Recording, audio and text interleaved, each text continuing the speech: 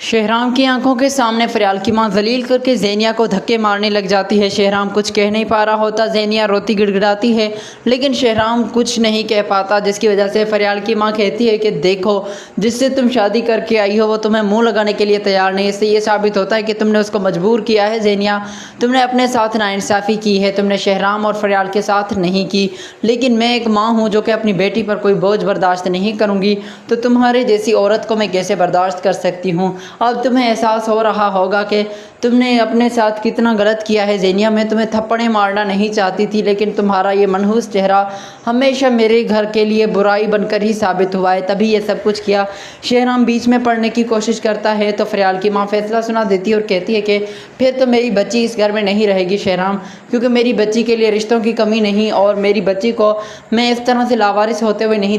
دیکھ سکتی کہ شوہر کے ہوتے ہوئے وہ جو ہے ایسی پریشان بیٹھی رہے اور شوہر کا دھیان کسی دوسری طرف ہو۔ یہ بات سن کر یہاں پر کہتا ہے شہرام کہ آنٹی آپ سمجھنے کی کوشش کریں، زینیا لاوارث ہے، اس کے پاس کون ہی تھا، نکاح ہی کا نام دیا ہے میں نے زینیا کو پہلے ہی بول دیا ہے کہ تمہیں پہلے کی طرح حق نہیں ملے گا، اب تمہاری اس گھر میں کوئی عزت نہیں رہ گئی اور نہ ہی کوئی عزت کرتا ہے، سوائے نکاح کے رشتے کے علاوہ تمہیں کوئی نام بھی نہیں مل سکتا۔ یہ بات سننے کے بعد فریال کی ماں کہتی ہے کہ بلاؤ میری بچی کو، میں فریال سے بات کرنا چاہتی ہوں۔ فریال جیسے ہی اپنے بچے کو اٹھائے نیچے آتی ہے تو فریال اپنی ماں کو گلے لگا کر پھوٹ پھوٹ کر رونے لگتی ہے اور اپنی ماں سے کہتی ہے کہ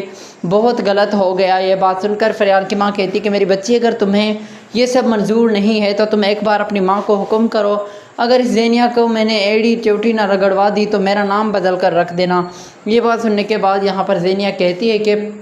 آنٹی آپ میرے ساتھ تو غلط کریں گی، لیکن کیا صرف میری کہنے سے ہی نکاح ہو گیا؟ پھر شہرام کو بھی سزا دیں جس نے اپنی بیوی کے ہوتے ہوئے مجھ سے نکاح کیا۔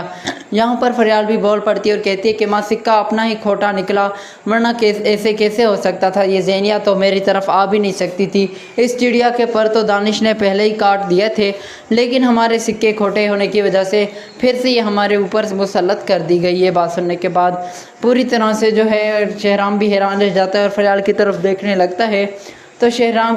کی طرف دیکھ کر فریال کی ماں کہتی ہے کہ میں تو اب کر کے ہی جاؤں گی جو کرنے آئی ہوں، اور زینیا کو ہاتھ سے پکڑتی ہے، گھسیٹتے ہوئے دروازے سے باہر لے کر آتی ہے۔ شہرام کی ماں کہتی ہے کہ آج یہ ہونا ہی تھا اور اچھی بات ہے کہ تمہاری ماں نے یہ کیا۔ شہرام کہتا ہے کہ میں ہرگز برداشت نہیں کر سکتا کہ میرے گھر میں آ کر کوئی اور فیصلے سنائے۔ تو یہ بات سن کر فریال کہتی ہے کہ یہ کوئی اور نہیں بلکہ میری ماں ہے، اگر فیصلہ کر رہی ہیں تو حق میں بہتر ہی ہے، کیونکہ وہ نہیں چاہتی کہ یہ زینیا ہماری زندگی میں رہے اور مجھے اور آپ کو ذلیل کرے۔ یہ بات سننے کے بعد شہرام کہتا ہے کہ